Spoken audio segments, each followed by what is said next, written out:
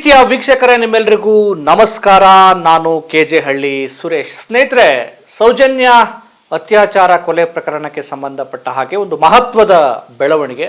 ಈಗಾಗಲೇ supreme court ಅಲ್ಲಿ ಅರ್ಜಿಯನ್ನ ಸೌಜನ್ಯ ಅವರ ತಾಯಿ ಹಾಕಿದ್ರು.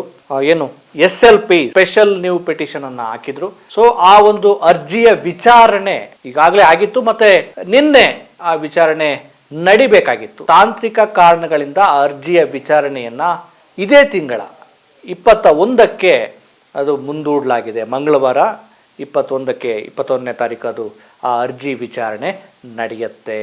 ಸೊ ಅಂದ್ಕೊಂಡಂಗೆ ಆದರೆ ಸತ್ಯದ ಪರವಾಗಿ ಎಲ್ಲ ರೀತಿಯ ಕೆಲಸಗಳು ನಡೆದ್ರೆ ಸರ್ವೋಚ್ಚ ನ್ಯಾಯಾಲಯ ಸತ್ಯವನ್ನ ಎತ್ತಿ ಹಿಡಿಯುವ ಒಂದು ಭರವಸೆ ಇದೆ. ಬಹುಶಃ ಆ ಭರವಸೆ ಈಡೇರಿದ್ರೆ ಸೌಜನ್ಯಳಿಗೆ ನ್ಯಾಯ ಸಿಗುವ ದಿನಗಳು ಶುರುವಾಗಿವೆ ಅಂತಾನೆ ಹೇಳಬಹುದು. ನ್ಯಾಯ ಸಿಗುವ ದಿನಗಳು ಶುರುವಾಗಿವೆ. ಸೊ 21ನೇ ತಾರೀಕು ಸೌಜನ್ಯ ಅತ್ಯಾಚಾರ ಮತ್ತು ಕೊಲೆ ಪ್ರಕರಣಕ್ಕೆ ಸಂಬಂಧಪಟ್ಟ ಹಾಗೆ ವಿಚಾರಣೆ ನಡೆಯುತ್ತೆ. ಸ್ನೇಹಿತರೆ, ನಿಮ್ಮೆಲ್ಲರಿಗೂ ಗೊತ್ತಿದೆ ಈ ಹಿಂದೆ ಏನಾಯ್ತು ಅಂತ. 2012ರಲ್ಲಿ ಬೆಳ್ತಂಗಡಿಯ ಧರ್ಮಸ್ಥಳದ ಭಾಗದಲ್ಲಿ ಸೌಜನ್ಯ ಅನ್ನುವಂಥ ಯುವತಿ, ಕಾಲೇಜು ವ್ಯಾಸಂಗ ಮಾಡ್ತಿದ್ದಂಥ ಯುವತಿ ಕೊಲೆಯಾಗತ್ತೆ. ಆ ಯುವತಿ ಅತ್ಯಾಚಾರ ಕೊಲೆಯಾಗತ್ತೆ. ಇಲ್ಲಿಯವರೆಗೂ ಕೂಡ ಆ ಪ್ರಕರಣಕ್ಕೆ ಸಂಬಂಧಪಟ್ಟ ಹಾಗೆ ಕೊಂದವರು ಯಾರು, ದುಷ್ಟರು ಯಾರು, ದುರುಳರು ಯಾರು, ಅಪರಾಧಿಗಳು ಯಾರು ಅಂಥೇಳಿ ನಮ್ಮ ಈ ವ್ಯವಸ್ಥೆ ಇವತ್ತಿಗೂ ಕೂಡ ಪತ್ತೆ ಹಚ್ಚಲು ಸಾಧ್ಯವಾಗಿಲ್ಲ. ನಮ್ಮಲ್ಲಿ ಎಂತೆಂಥ ತಂತ್ರಜ್ಞರು, ಎಂತೆಂಥ ಸಮರ್ಥ ಪೊಲೀಸರು, ತುಂಬಾ ಎಕ್ಸ್ಪರ್ಟ್ಗಳು ಇದ್ರೂ ಕೂಡ ಈ ಕೆಟ್ಟ ವ್ಯವಸ್ಥೆಯ, ಕೆಟ್ಟ ದುಷ್ಟ ವ್ಯವಸ್ಥೆಯ ಪರಿಣಾಮವಾಗಿ ಆ ಯುವತಿಗೆ ಆಗಿರುವ ಅನ್ಯಾಯ ಮತ್ತೆ ಆ ಕುಟುಂಬಕ್ಕೆ, ಸಂತ್ರಸ್ತ ಕುಟುಂಬಕ್ಕೆ ಇವತ್ತಿಗೂ ಕೂಡ ನ್ಯಾಯ ಸಿಕ್ಕಿಲ್ಲ.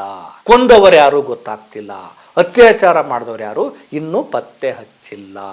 ಇನ್ನೊಂದು ಇಂಪಾರ್ಟೆಂಟ್ ವಿಚಾರ ಏನು ಅಂದ್ರೆ, ಈಗಾಗಲೇ ಈ ಪ್ರಕರಣಕ್ಕೆ ಸಂಬಂಧಪಟ್ಟ ಹಾಗೆ ವಿಚಾರಣೆಯನ್ನ ಕೈಗೆತ್ತಿಕೊಂಡಿರುವಂತ ಸುಪ್ರೀಂ ಕೋರ್ಟ್ ಪ್ರಾರಂಭದಲ್ಲಿ ಈ ಪ್ರಕರಣದಲ್ಲಿ ಯಾರೆಲ್ಲ ಸಾಕ್ಷಿಗಳಿದ್ದಾರೆ ಆ ಸಾಕ್ಷಿಗಳಿಗೆ ಮೊದಲು ರಕ್ಷಣೆಯನ್ನ ಕೊಡಬೇಕು ಅಂತೇಳಿ ರಾಜ್ಯ ಸರ್ಕಾರಕ್ಕೆ ಸೂಚನೆಯನ್ನ ಕೊಡಿ. ಯಾವುದೇ ಪ್ರಕರಣದಲ್ಲಿ ಎಲ್ಲ ರೀತಿಯ ಸಾಕ್ಷಿಗಳು ಇಂಪಾರ್ಟೆಂಟ್ ಆಗತ್ತೆ. ಕೆಲವು ಈ ಪ್ರಕರಣದಲ್ಲಿ ಸಾಕ್ಷಿಗಳು ನಿಗೂಢವಾಗಿ ಸಾವನ್ನಪ್ಪಿರುವಂತ ಆರೋಪಗಳಿರುವ ಸಂದರ್ಭದಲ್ಲಿ ಈಗಾಗಲೇ ಸಾಕ್ಷಿಗಳಿಗೆ ಪ್ರೊಟೆಕ್ಷನ್ ಅನ್ನ ಕೊಡಬೇಕು ಅಂತೇಳಿ ಸರ್ವೋಚ್ಚ ನ್ಯಾಯಾಲಯ ಹೇಳಿದೆ.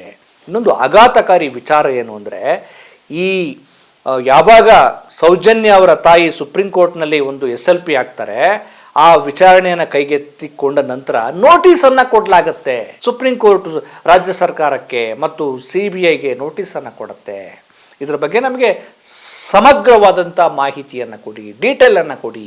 ಏನಾಯ್ತು, ಎನ್ಕ್ವೈರಿಲಿ ಏನಾಯ್ತು, ಯಾವ ರೀತಿ ಆಯ್ತು, ಎಲ್ಲಿ ಲೋಪ ಆಯ್ತು, ಅಥವಾ ಯಾವ ರೀತಿ ನೀವು ಎನ್ಕ್ವೈರಿ ಮಾಡಿದಿರಿ, ಇವರು ಅರ್ಜಿ ಹಾಕಿದ್ದಾರೆ ಸಂತ್ರಸ್ತರು ಅಂತೇಳಿ ಎಲ್ಲ ಡೀಟೇಲ್ ಅನ್ನ ಕೇಳತ್ತೆ. ಪ್ರಾರಂಭದಲ್ಲಿ ಇಂಥವ್ರನ್ನ ತನಿಖೆ ನಡೆಸಿ ಅಂತ ಹೇಳಿದಂತ CBI ಈಗ ಆಘಾತಕಾರಿ ವಿಚಾರ ಏನು ಅಂದ್ರೆ, ಕೌಂಟರ್ ಅಫಿಡವಿಟ್ ನಲ್ಲಿ CBI ಮತ್ತು ರಾಜ್ಯ ಸರ್ಕಾರದ CID ಯಾವ ವಿಚಾರವನ್ನ ಪ್ರಸ್ತಾಪಿಸಿದೆ ಅನ್ನುವಂತ ಮಾಹಿತಿ ನಮಗೆ ಲಭ್ಯ ಆಗ್ತಾ ಇದೆ.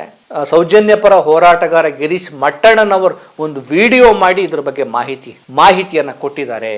ಏನು ಆ ಕೌಂಟರ್ ಅಫಿಡವಿಟ್ ನಲ್ಲಿ ಹೇಳಿದ್ದಾರೆ ಅಂತಂದ್ರೆ, ಇದು ಮರು ತನಿಖೆ ನಡೆಸುವ ಅಗತ್ಯವೇ ಇಲ್ಲ ಅಂತೆ. ಮರು ತನಿಖೆನ ನಡೆಸೋ ಅಗತ್ಯ ಇಲ್ಲ, ತನಿಖೆ ನಡೆದೋಗ್ಬಿಟ್ಟಿದೆ, ಮತ್ತೆ ಯಾಕೆ ತನಿಖೆ ನಡೆಸಬೇಕು ಅಂತೇಳಿ CBIಯೂ ಕೂಡ ಹೇಳುತ್ತೆ ಮತ್ತು CID ಕೂಡ ಹೇಳುತ್ತಂತೆ. ಆ ಕೌಂಟರ್ ಅಫಿಡವಿಟ್ ನಲ್ಲಿ ಈ ವಿಚಾರಗಳನ್ನ ಪ್ರಸ್ತಾಪ ಮಾಡಿದಾರಂತೆ. ಈ ರೀತಿ ತನಿಖೆ ನಡೆಸೋದ್ರಿಂದ ಏನು ದುಡ್ಡು ಖರ್ಚಾಗ್ಬಿಡುತ್ತೆ, ಸಂಪನ್ಮೂಲ ಏನು ವ್ಯಕ್ತಿಗಳು ಬೇಕಾಗುತ್ತೆ, ಇದೆಲ್ಲ ಅಗತ್ಯ ಇಲ್ಲ. ಈ ಆದೇಶವನ್ನ ಕೊಡುವ ಅಧಿಕಾರಿಗಳ ಕುಟುಂಬಗಳಲ್ಲಿ ಈ ರೀತಿ ಅನ್ಯಾಯ ಆಗಿದ್ರೆ ಆ ನೋವು, ಆ ಸಂಕಟ, ವೇದನೆ ಏನು ಅಂತ ಅರ್ಥ ಆಗ್ತಿದೆ. ಆಯ್ತು, ಇವರೆಲ್ಲ ಈಗ ನ್ಯಾಯಾಲಯಕ್ಕೆ ಕೌಂಟರ್ ಅಫಿಡವಿಟ್ ನಲ್ಲಿ ಕೊಟ್ಟಿದಾರಲ್ಲ, ಮರು ತನಿಖೆ ನಡೆಸೋ ಅಗತ್ಯ ಇಲ್ಲ ಅಂತ. ಹಾಗಾದ್ರೆ ಮತ್ತೆ ಸೌಜನ್ಯ ಅನ್ನೋ ಯುವತಿ ಈ ಭೂಮಿ ಮೇಲೆ ಹುಟ್ಟಿರ್ಲಿಲ್ವಾ? ಮತ್ತೆ ಇರ್ಬೇಕಿತ್ತಲ್ಲ. ತನಿಖೆ ಎಲ್ಲ ನಡೆಸಿದೀವಿ ಅಂತಂದ್ರೆ ಮತ್ತೆ ಅಪರಾಧಿಗಳು ಯಾರು, ಕೊಂದವ್ರು ಯಾರು, ಯಾರು ಕೊಂದ್ರು, ಯಾರು ಅತ್ಯಾಚಾರ ಮಾಡಿದ್ರು? ಹಾಗಿದ್ರೆ ಅವಳು ಬದುಕಿರ್ಬೇಕಿತ್ತಲ್ಲ. ನೀವೆಲ್ಲ ಮುಗಿಸ್ಬಿಟ್ಟಿದೀವಿ, ಎಲ್ಲ ರೀತಿಯ ತನಿಖೆ ನಡೆಸಿದೀವಿ ಅಂತಂದ್ರೆ ಕೊಂದವರು ಯಾರು?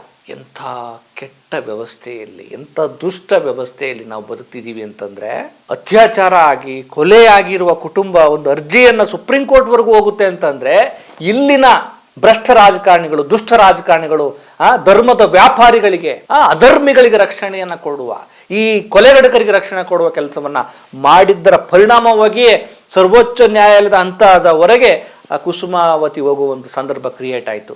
ಇವರೆಲ್ಲರೂ ಪ್ರಾಮಾಣಿಕವಾಗಿ ಕೆಲಸ ಮಾಡಿದ್ರೆ, ಈ BJPಯವರು, ಕಾಂಗ್ರೆಸ್ನವರು, JDSನವರು ಇವರೆಲ್ಲ ಇದಾರಲ್ಲ, ಪ್ರಮುಖ ಪ್ರಭಾವಿ ಪಕ್ಷಗಳು, JCBಯವರು, ಇವರು ಪ್ರಾಮಾಣಿಕವಾಗಿ ಈ ಪ್ರಕರಣದಲ್ಲಿ ಕೆಲಸ ಮಾಡಿದ್ರೆ ಇಷ್ಟೊತ್ತಿಗೆ ನ್ಯಾಯ ಸಿಗಬೇಕಾಗಿತ್ತು. ಒಬ್ಬನೇ ಒಬ್ಬ ಶಾಸಕ ಈ ಸೌಜನ್ಯ ಪ್ರಕರಣದಲ್ಲಿ ವಿಧಾನ ಸೌಧದಲ್ಲಿ ಸದನದಲ್ಲಿ ಈ ಅನ್ಯಾಯವನ್ನ ಸರಿಪಡಿಸಬೇಕು, ಈ ಅನ್ಯಾಯವನ್ನ ಖಂಡಿಸ್ತೇನೆ, ಇದಕ್ಕೆ ನ್ಯಾಯ ಸಿಗಬೇಕು ಅಂತ ದಮ್ಮು ತಾಕತ್ತಿರೋ ಒಬ್ಬ ಶಾಸಕ ಮಾತಾಡಿಲ್ಲ ಸದನದಲ್ಲಿ. ಅಂದ್ರೆ ಇವ್ರು ಯಾರಿಗೂ ದಮ್ಮು ಇಲ್ಲ, ತಾಕತ್ತು ಇಲ್ಲ, ಮತ್ತೆ ಈ ಪ್ರಕರಣದಲ್ಲಿ ನ್ಯಾಯ ಬೇಕು ಅಂತ ಅನಿಸ್ತಾ ಇಲ್ಲ.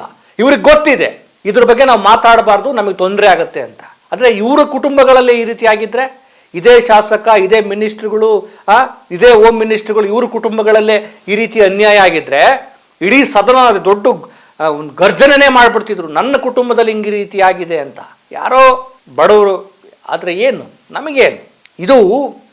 ಸುಪ್ರೀಂ ಕೋರ್ಟ್ನ ಹಂತಕ್ಕೆ ಹೋಗಿದೆ ಅಂತಂದ್ರೆ ನಮ್ಮ ಗೃಹ ಇಲಾಖೆ, ನಮ್ಮ ರಾಜ್ಯ ಸರ್ಕಾರ, ಆ ಘಟನೆ ನಡೆದ ಅಂದಿದ್ದಂಥ ಸರ್ಕಾರ, ಹಿಂದಿರುವಂಥ ಸರ್ಕಾರ, ನಮ್ಮ ಪೊಲೀಸ್ ವ್ಯವಸ್ಥೆ, ನಮ್ಮ ಜನಪ್ರತಿನಿಧಿಗಳು, ನಮ್ಮ ಶಾಸಕಾಂಗ ವ್ಯವಸ್ಥೆ ಎಷ್ಟರ ಮಟ್ಟಿಗೆ ಅಧಪತನಕ್ಕೆ ಈಡಾಗಿದೆ, ಮಾರ್ಕೊಂಡಿದ್ದಾರೆ, ಅಡ ಇಟ್ಟಿದ್ದಾರೆ ತಮ್ಮ ಆತ್ಮಸಾಕ್ಷಿ ಅನ್ನೋದನ್ನ ಇದರಿಂದ ಅರ್ಥ ಆಗುತ್ತೆ. 21ಕ್ಕೆ ವಿಚಾರಣೆ ಶುರುವಾಗುತ್ತೆ. ಬಹುಶಃ ಸುಪ್ರೀಂ ಕೋರ್ಟ್ ಇವ್ರು ಎಲ್ರಿಗೂ ಚೀಮಾರಿ ಹಾಕ್ಬೇಕು. ತನಿಖೆನೇ ಬೇಡ ಅಂತ ಹೇಳಿ ಹೇಳ್ತಾರೆ ಅಂತಂದ್ರೆ ಇವ್ರಿಗೆ ಏನ್ ಹೇಳ್ಬೇಕು?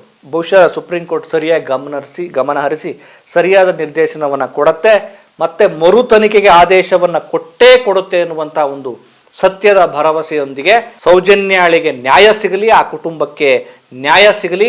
ದುಷ್ಟರು, ಭ್ರಷ್ಟರು, ಅತ್ಯಾಚಾರಿಗಳು, ಕೊಲೆಗಡಕರು ಅವರು ಜೈಲು ಸೇರ್ಲಿ, ಸತ್ಯ ಗೆಲ್ಲಲಿ ಅನ್ನುವಂಥ ಆಶಯ ನಮ್ಮೆಲ್ಲರದು. ಆ ದಿನಗಳು ಬೇಗ ಬರಲಿ ಅಂತ ನಾವೆಲ್ಲರೂ ಕೂಡ ಕಾಯೋಣ.